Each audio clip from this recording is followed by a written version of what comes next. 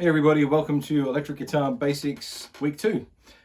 So our first exercise, once again, is going to be a variation on the spider exercise. In this case, what we're going to do is skip every second note, essentially. So the pattern we're going to play, remember one finger per fret, is going to be 1, 3, 2, 4. So it'll sound like this. And we're going to play this by simply going from low E string to high E string, like such. When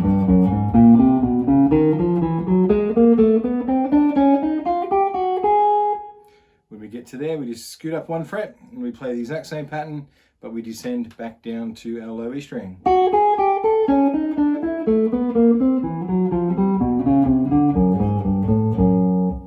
what you want to do is just play that first fret up to your 12th fret. I always tell everybody, get a kitchen timer, set it for like 2 minutes, and just play up and down the neck until the timer runs off. Stop, move on to the next exercise. So what we've got today is our pentatonic scale, minor pentatonic pattern 1, and it will sound like such.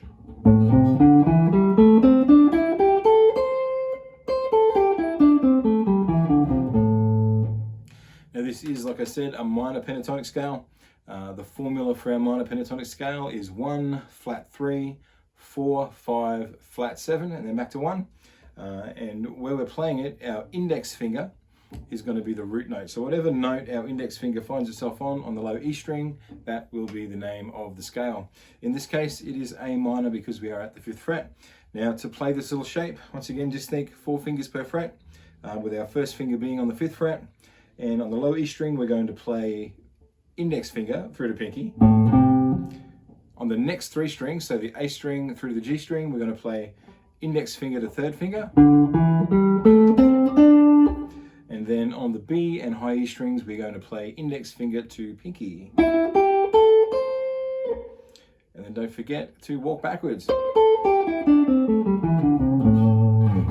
Excellent. Now, legato exercise or hammer-ons and pull-offs for the week. We're simply going to use our A minor pentatonic scale, and we're going to ascend using hammer-ons and then descend using pull-offs. So what we're just aiming to do is pick the first note on each string, then hammer on the second note, and then when we get to the high E string, we're going to once again play the first note on each string, but we're going to pull off to the next note.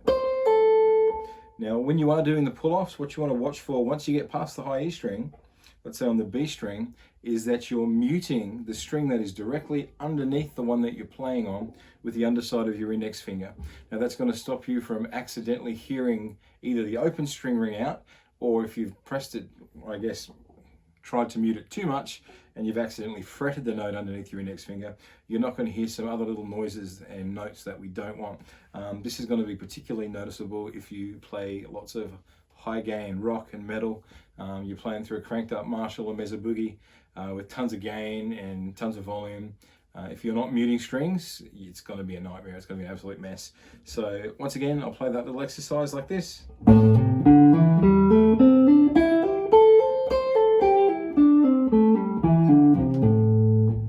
Once again, we can do the little kitchen timer trick. Simply start that at the 1st fret, work your way up to the 12th fret and back, and see how many repetitions you can do in 2 minutes. Remember though that cleanliness is key. We want our hammer-ons and our pull-offs to have the same volume as our pick notes, which generally means pick a little bit softer. Let's move on to our bending exercise.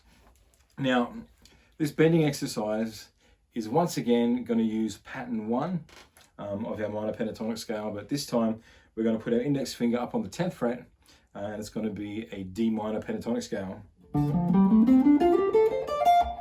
And what we're going to practice is bending to target notes. So in this case, we're going to bend the 12th fret with our 3rd finger up a tone or 2 frets.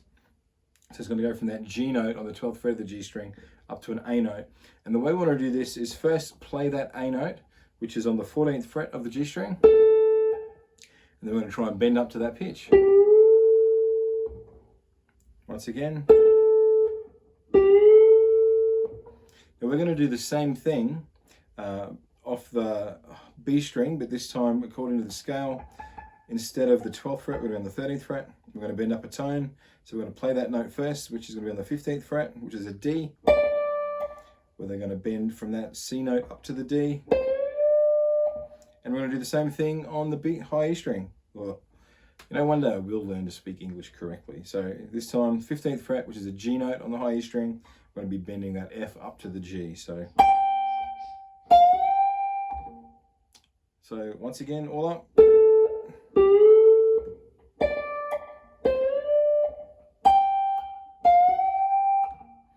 Now, with this exercise, with the others, I suggest playing it in every position just so you can get comfortable with the differing tensions on the strings when we're bending from the middle of the neck up down near the nut or even up higher on the neck, because the tension will vary.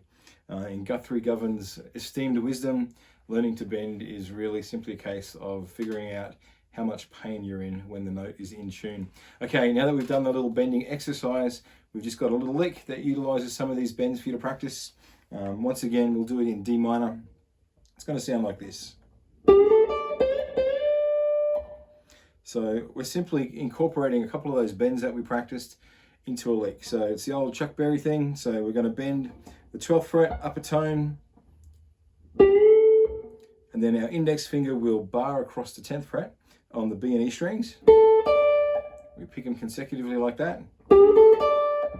And then we simply take our third finger, place it on the B string on the 13th fret. We're going to bend that upper tone twice.